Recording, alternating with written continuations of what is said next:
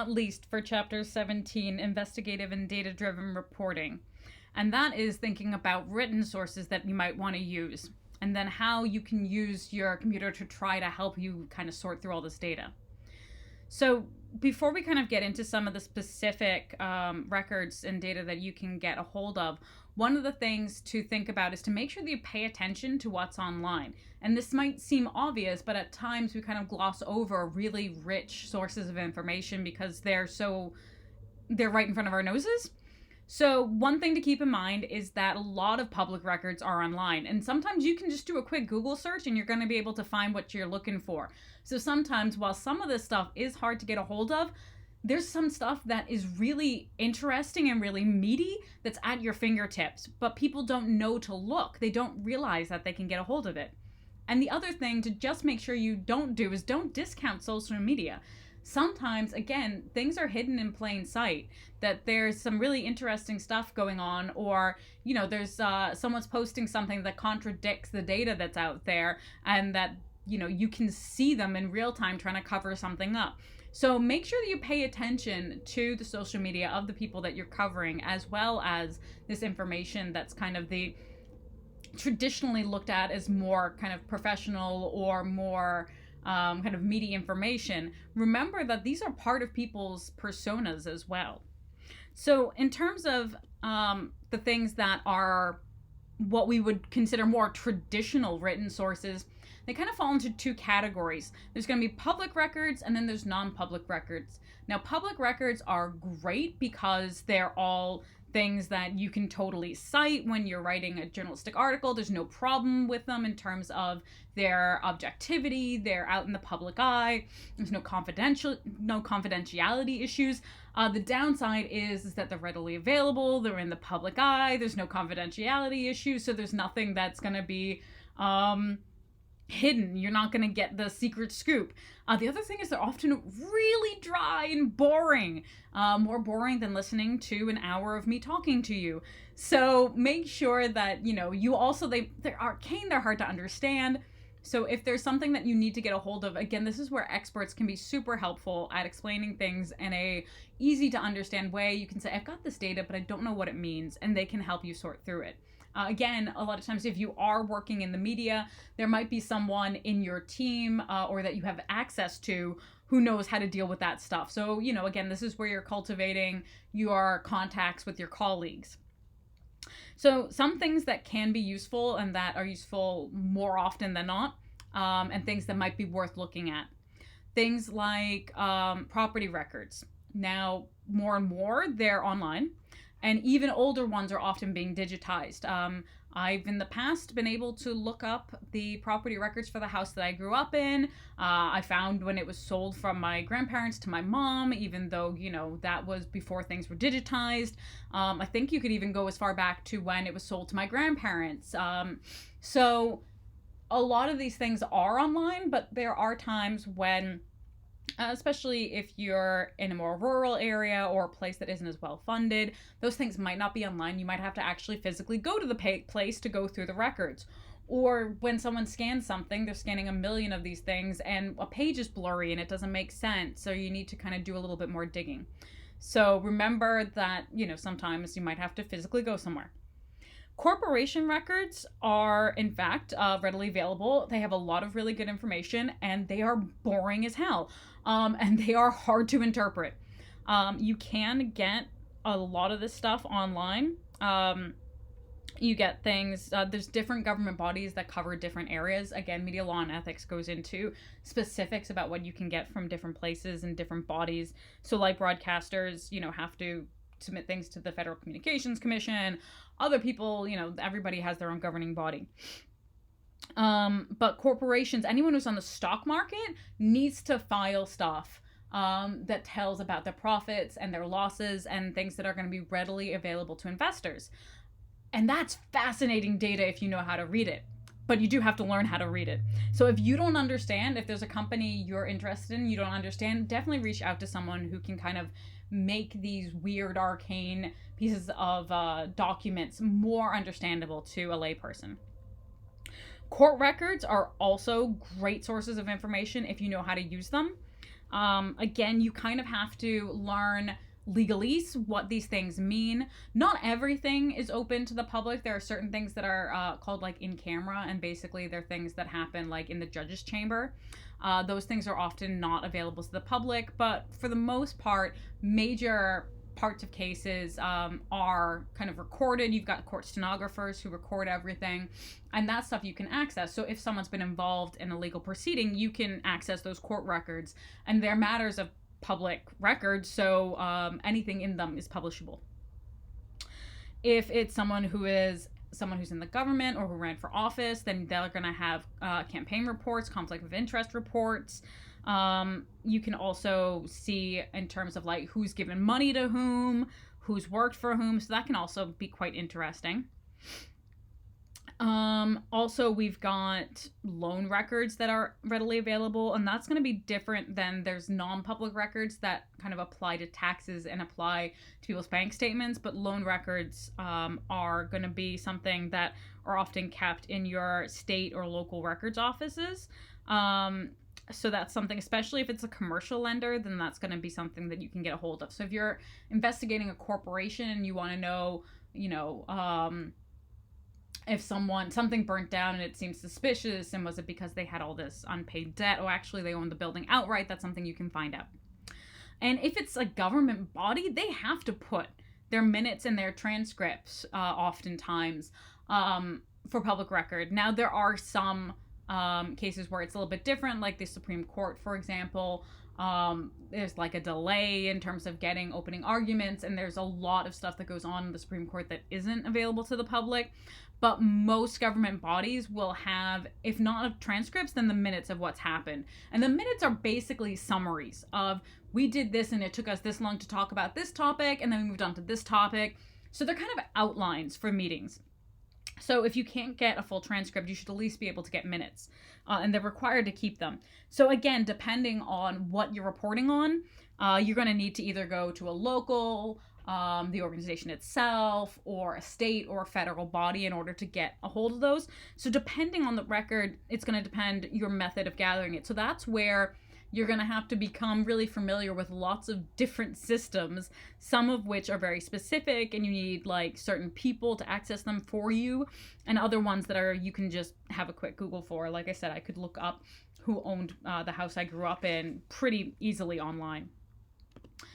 But then, so again, how you get those are using things like the Freedom of Information Act. That's a federal law which allows us to get access to a lot of government data. Unfortunately, there is a part in the Freedom of Information Act that says that the government can tell you that you're not allowed to get this data if they feel like it impacts like the government's interests or national security. And there's a lot of stuff that's a pretty broad remit. And there's a lot of times when you want information, especially about how the government's working, that they just decide they don't want you to have. And so they're just going to deny your Freedom of Information Act request.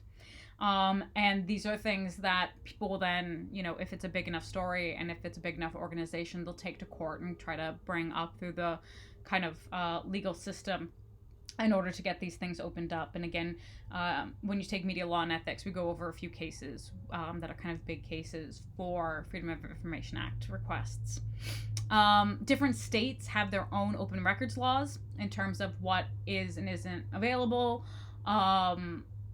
You have what's often called sunshine laws because they're shining light onto what has been obscured in the past.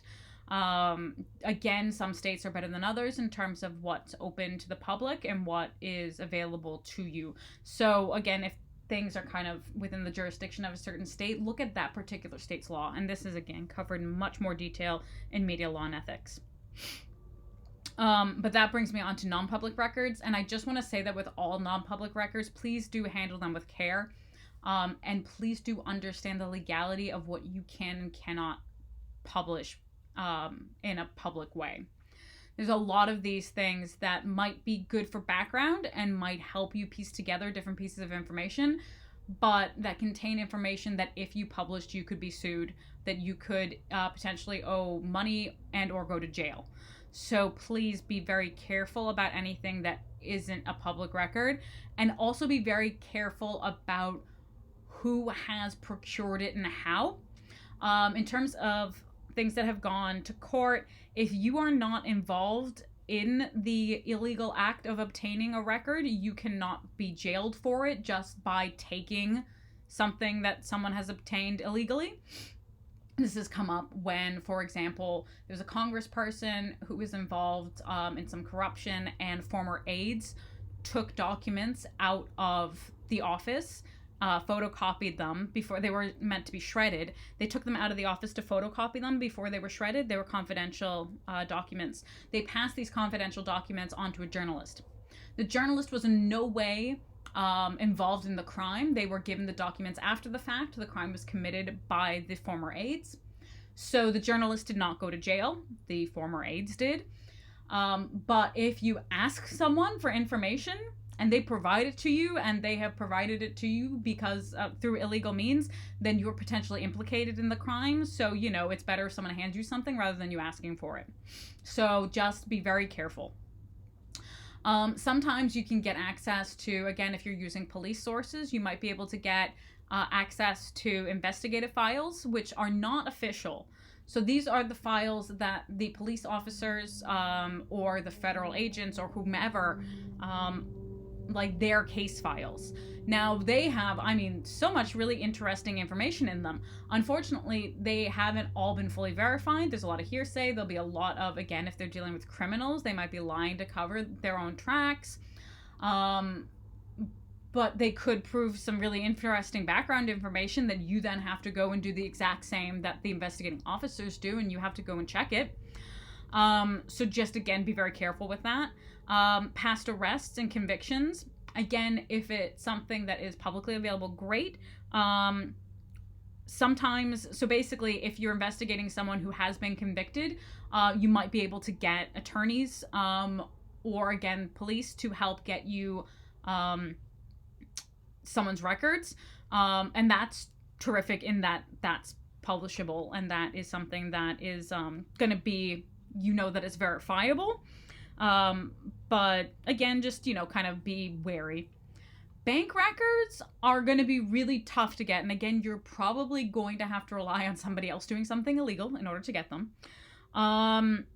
Perhaps not. You might be able to get someone to give you records that isn't confidential, but that you are still going to have to rely on someone to do something that they shouldn't do, even if it's not illegal, in order to give you information on how much someone has. Unless it's something that's disclosed in like corporate records, then that's going to be hard to get a hold of. And again, you're probably going to have to cultivate trust in a source to get you that. Same thing from income tax records. Those are definitely confidential unless someone opts to release them.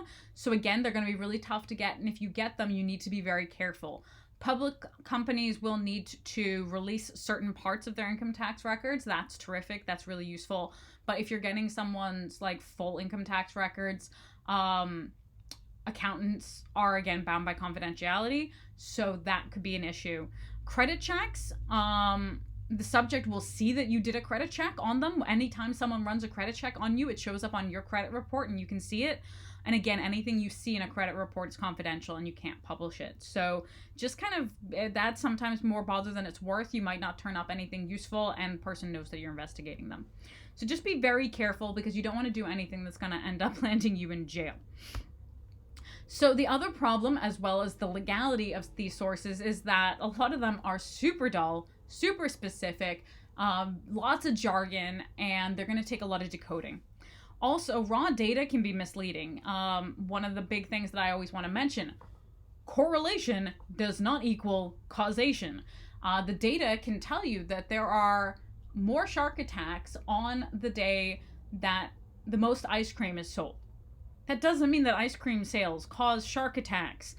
Ice cream sales are probably tied to how warm it is outside. If it's really warm outside, it's probably more people on the beach. The more people on the beach and in the water, the more likely you are to get attacked by sharks. There's still the same rate of shark attacks, the same number of people per attack. It's just that if you've got more people in the water, then your chances of getting attacked go up. So be very careful about the conclusions you draw based on your data, and make sure that you verify any of your conclusions. And again, make sure that you get two people to verify anything, any like fact that you come across. Also, this is kind of ties into that they explain the what, not the why. It tells you that there are shark attacks. It tells you that there's ice cream sales. It doesn't tell you why those two things happen, and so you might draw the wrong conclusion. So just be very careful about written sources. They have a voice, but you can control their voice, and at times you can make them say things that they don't mean. So a couple of tips on how to especially deal with kind of duller data, or what might seem like an overwhelming amount of data. Use your computer to do the hard work. These things have processors that can do hundreds of calculations, millions of calculations in a split second. So the other thing, if we're not even talking computational, is remember back when we were talking about beat reporting that you might have like a tickler file where like an idea that tickles the back of your head, you're going to keep it there. Investigative journalism, as I've mentioned, often takes a long time. So if you see something that like makes you think there might be something there, write it down. And then the next time that something strikes you and you go back to that file, you go, oh, hey, I had the same thought 6 months ago. Guess what? There's probably something there. Cross-reference open data. So you've got all of this information and you've got a super processor in front of you. Use it to see if there are patterns. What keeps coming up that other people haven't dug into? If you compile and analyze information, then you're going to find stuff that other people haven't found, and they haven't examined it and put it together in the way that you will, and then you'll find something there that no one's seen before. It's going to reveal important information to you, stuff that's a lot of times hidden in these arcane bureaucratic files. If you find a way to decode it into like cross-reference things so that you can figure out this keeps popping up and then you can figure out why, that's wonderful, because a lot of times there's stuff that again is hidden in plain sight that people would rather that you don't put together that 2 + 2 = 4. And you can use your computer as well to find and sort through mountains of information. It can make stuff visual and really engaging. You got all this dull data that you spent all this time figuring out and you had that aha moment. You want someone else to have that aha moment in a second. Make it visual. So, we're going to take courses on visual communication, on things like design. Learn how to show that information in a way that you can reach people and that you can make it simple to understand, so that all of your hard work, all of these hours you've spent tearing your hair out are worth it in the end, and maybe you can actually affect some real change.